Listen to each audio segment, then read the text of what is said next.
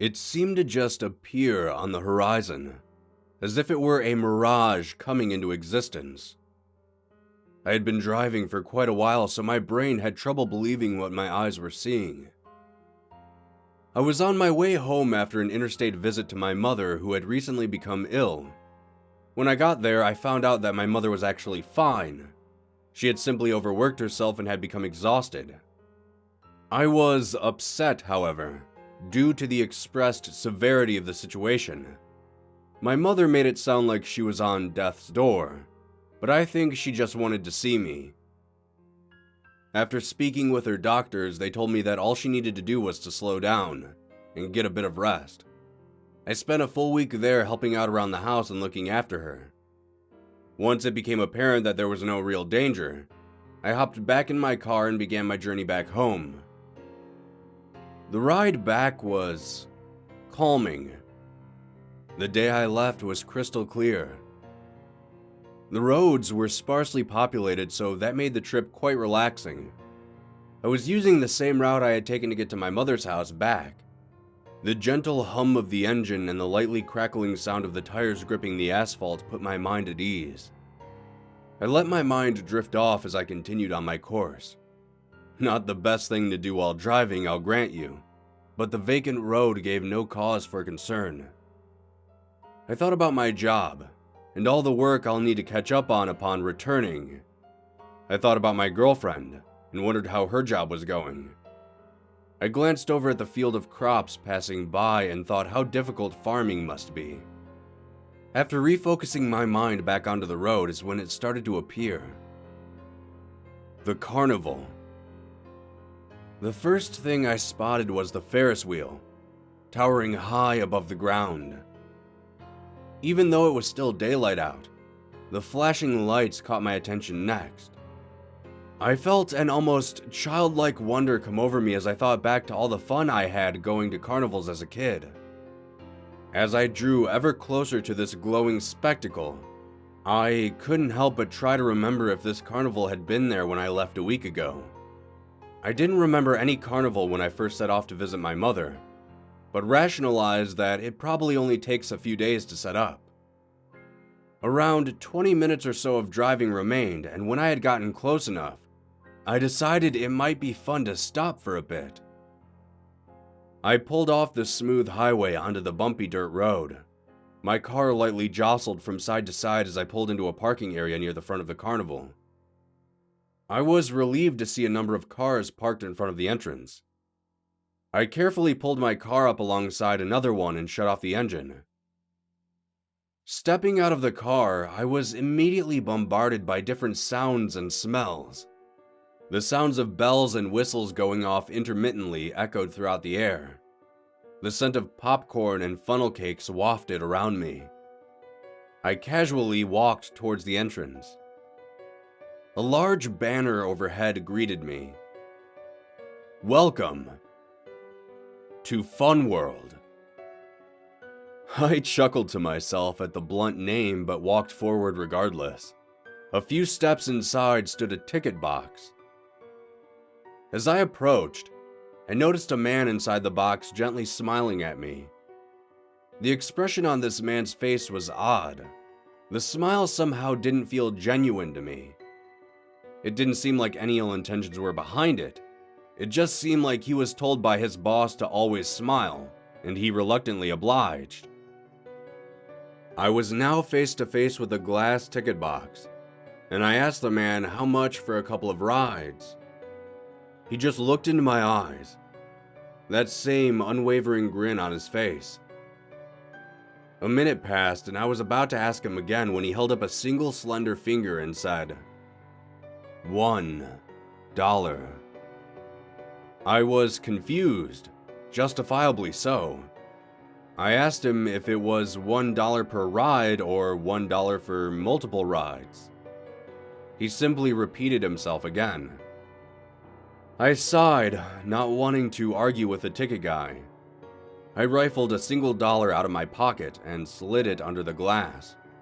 He grabbed it and set it underneath his counter before handing me a single ticket. I gave him a forced smile in return and thanked him. As I walked around the box and further into the park, I began to notice strange things. The people in the park seemed off. A child would tug on his mother's sleeve and ask to play one of the games. The mother would give him a polite smile and a nod. Then they would stand still. After a minute, the child would state his question once again. I continued onward, trying not to think too much about it. Another oddity began to catch my attention. All of the carnies, the people running the games and rides, were all standing motionless, staring out to the crowd of people. They all maintained that same smile the ticket man had. One of the games I passed by was the water balloons, where you must fire a water gun at a target and fill a balloon. First one to pop their balloon wins. A group of 4 kids would approach in unison, sit in the chairs, fire their water guns. A balloon would pop. They'd then take a few steps away from the game, then would all walk back up and play again. I was starting to feel like I had entered an episode of The Twilight Zone. I was just about to call it a day and head back to my car when something caught my eye. It was another carny, but this one was different. He was standing outside of a ride which had no line. He was casually looking around for any patrons. He was different to me because he was the only one that I had seen genuinely moving around. His head movements and body language seemed normal. When I was within 20 or so feet of his ride, he looked over at me and a grin grew across his face. His smile was also different from the others as well. His actually seemed real. As I walked up, he said aloud, "Welcome to Fun World. Care to take a trip through the Tunnel of Fun?" I glanced at the ride behind him. A single-tracked car sat facing a tunnel entrance and appeared to go in a full circle. I asked the man what was inside and he just laughed and told me I'll have to go in to find out. I wanted to leave, but at the same time I was already here, and this guy seemed harmless enough. I stepped up and he nodded in approval. I handed him my ticket and sat down in the cart. A harness was lowered over my shoulders and waist and kept me in place. He told me to keep my hands and feet in the cart at all times, then pushed a button. The jolt of the cart moving forward knocked me back into my seat. I entered the dark tunnel and waited. Nothing was happening. There were no sounds or lights or anything else in the tunnel. After a few minutes, I could make out the faint light of the exit approaching, and couldn't help but think what a waste of time this had been. As the cart pulled to a stop, I looked for the man to let me out, but he wasn't there. A moment later, a smell hit my nose that caused me to gag. It was a putrid scent. It smelled like multiple rotting animal carcasses. I looked out to the carnival, and I couldn't believe what I was seeing. Bodies. Bodies everywhere. All of the carnies and patrons were on the ground. Their bodies had been mutilated almost beyond recognition. They looked like they had all died and had been left to rot in the hot sun for weeks. I tried to remove the harness that was holding me in place, but it was no use. As I tried to pry my phone out of my pocket to call for help, I heard something. A shuffling sound that drew my attention back again to the right. All of the bodies that were once prone were all now standing straight up. Torn, hanging flesh and exposed bones silently stared back at me. I didn't know what to do. I pushed on the harness with all of my strength, but it wouldn't budge an inch. Then, they began slowly walking towards me.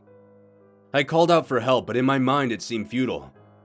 They were climbing up the stairs and onto the ride itself, drawing closer and closer and closer to me. One of them was right on the edge of the cart and reached out for me, its bony fingertips raking along my cheek. I shut my eyes tightly, too afraid to move, and in that moment, I felt the jolt of the cart beginning to move. I opened my eyes once again and was back in the tunnel. There was no sign of the people behind me, but that didn't stop me from hyperventilating. I wondered with ragged breath what I would find when the cart stopped again. The light blinded me briefly and the cart finally came to a stop. I cracked my eyes open and glanced around nervously, but I noticed that the entire park was now empty.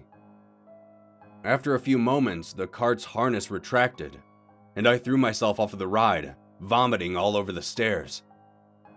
I sprinted as fast as I could back towards my car. As focused as I was, I noticed that all the rides and stands looked to be all run down. Broken glass and rusted metal decorated each ride. I pushed the thought out of my mind as I ran through the entrance.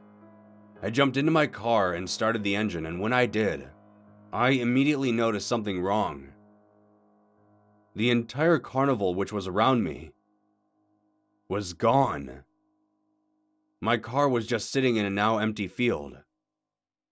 I drove back onto the main road and headed home without stopping. Once home, I spent the day trying to look up any information about Fun World, but everywhere I searched, the answer was always the same. It didn't exist. I even called city officials and they said that there hadn't been a carnival in town for months. I don't know what that place was or where it came from, but if you see a carnival on the outskirts of town with the name Fun World, avoid it at all cost, or you might become one of the people that are trapped there forever.